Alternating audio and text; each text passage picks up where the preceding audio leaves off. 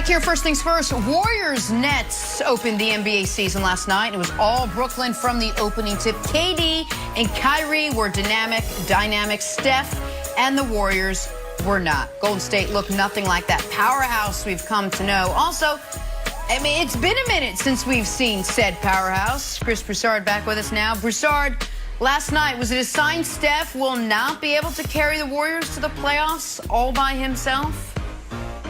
Yeah, I said it yesterday. Look, he can. It's a possibility, but he won't. They won't make the playoffs. And you saw, look, I don't want to make too much out of last night's game, but just looking at that roster, he needs some help. And we can talk about Dame Lillard, as Wiles brought up, but C.J. McCollum can ball. If C.J. McCollum was in the East, that's right, he'd have made a few all-star teams. Yusef Nurkic can play, and they've got some other players around those guys that can play. So that's not a fair comparison.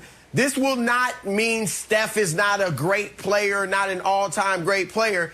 But look, Draymond Green, as good as he is a specialist. He's a great defensive player and playmaker, but he doesn't score. Their second and third best scorers both shot air balls last night. Andrew Wiggins and Kelly Oubre combined to go 7 for 30.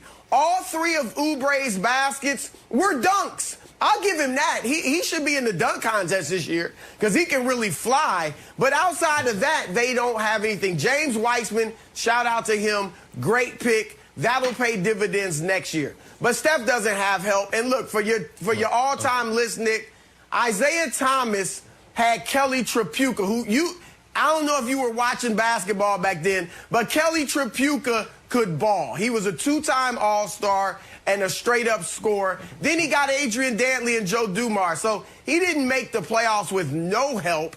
Allen Iverson missed the playoffs one year, averaging 33 and 7. Or 33 and 8 in his prime. AI was hurt that year. He did it again. He did it again. He played 72 games. He was hurt the one year, but then the next year they missed it again. So he played 72 games and they missed it. But Steph's in a different tier than Iverson. He's supposed to be. I got him as the third. He is. Steph is, listen, I love AI. He's making the playoffs in the West by himself. Okay, LeBron didn't make the playoffs 2 years ago.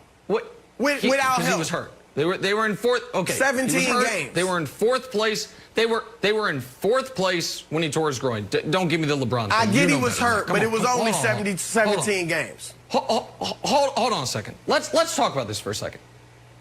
Because the Warriors look terrible, look awful, and forget all-time rankings and all of this. That we know in the NBA, a singularly all-time great player is not supposed to miss the playoffs. Now, you don't always go on a playoff run. Kevin Garnett had to leave Minnesota. Why? Because they kept losing in round one, not because they kept missing the playoffs. Kobe, when Shaq left, they missed it 1 year, and they couldn't. Garnett. I don't know if you're talking about Garnett or Kobe. Garnett at the end, after they went on the playoff run at the end, then they did miss it, and then he went to Boston. Kobe missed it the 1 year, and then they got knocked out in the first round twice. Just take his contemporaries. Russell Westbrook. Oh, he's always had great teammates. No, he hasn't. He hasn't. And he drugged them to the playoffs the first year Durant was gone. And the year Durant was hurt all year, they won 45 games and missed the playoffs out on a tiebreaker to New Orleans. James Harden has never missed the playoffs. And that, to me, is more the story, Brandon. It's that we have heard, and I get the Steph hive. I understand it. And again, I think he's the 13th best player the last 50 years. But we have heard them say, oh, my God, if Steph had Russ's usage rate, if Steph had Harden's usage rate, well, if he doesn't, they have no shot this year. And I'm concerned he can't do it, that he's not built for their usage rate, that he's not built to carry an under-talented team. And again, he is great at what he is, but now they're asking him to be something slightly different, and I don't know that he can do it.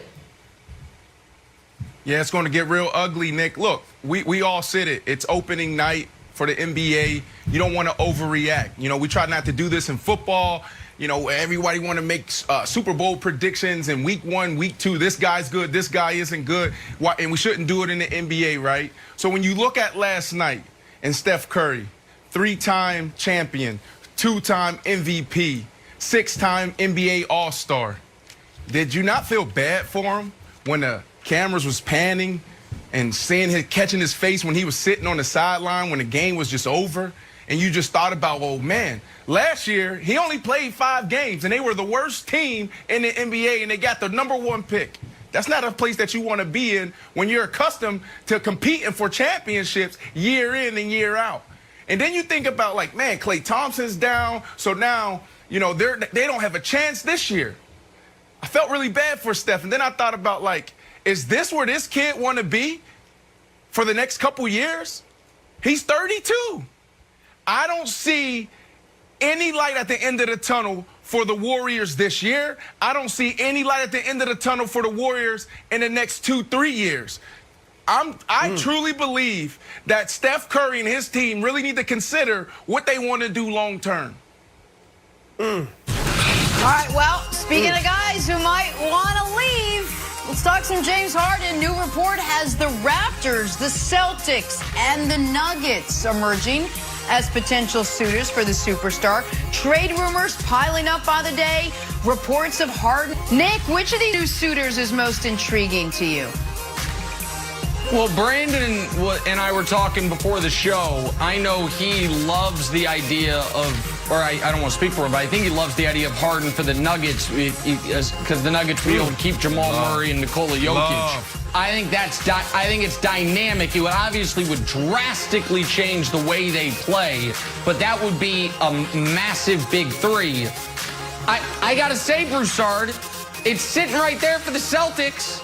Like, if Bam Adebayo's not available and Donovan Mitchell's not available and Ben Simmons isn't available, then Jaylen Brown, Marcus Smart, and every draft pick we got might be the best move the Rockets have if Danny Ainge wants to finally, do his best to actually win a title.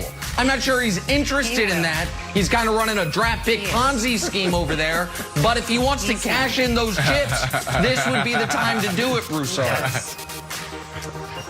Denver is really interesting. I think kind of like the idea of him going to Brooklyn, it'd be a chemistry experiment.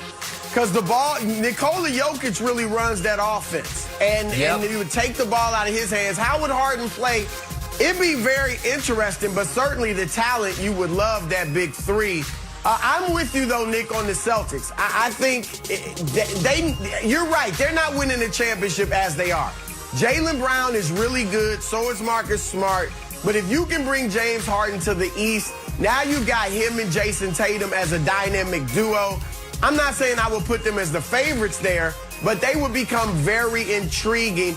And then with the Raptors, I mean, I don't think they'd be good enough to win the championship, but Masai Ujiri, we know he'll pull the trigger.